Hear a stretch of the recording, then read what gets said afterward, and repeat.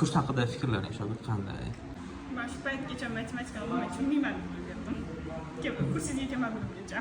Rahmat, shogird. Paxta qo'yma, to'g'risini ayt. Yo'q, rostdan. Umuman matematikani o'rganolmaganman. Keyin anaqada o'qiganman. Hozir qolib qo'lda chiqayotgan ustozda ham o'qiganman. Bunda ham tushunmayman. Menga kelib tushundingmi? Chunki Молодец. butun metodika bilan o'tishardi.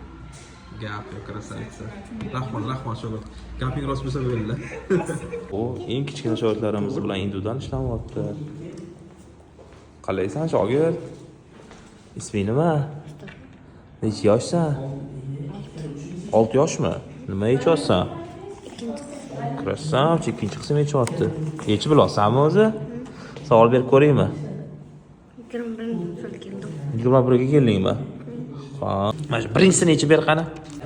Shartini o'qima, birinchisini.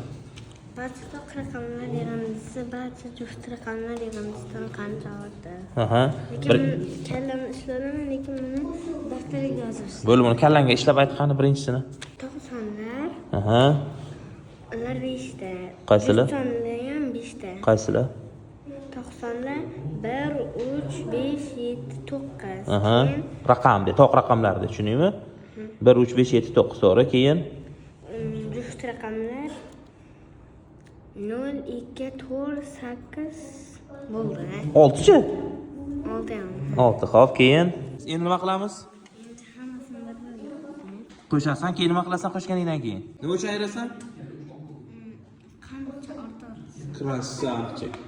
6 yoshli krasavch shogirdimiz. Adisini ikkinchi qismga yechyapti. Nima degan gap bu? 6 yoshli karagarani ham bilmaydi. 89. 22. Молодец. Давай, tezroq. Hamma legendalar yig'ilganmi deyman-da. Yana bitta legenda. Necha sinfsan? Nima yechyapsan? Mama. Oho, kvadratlar. 8-9 sinf programmasini yechyapsan. Gap yo'q, ko'z tiymasin.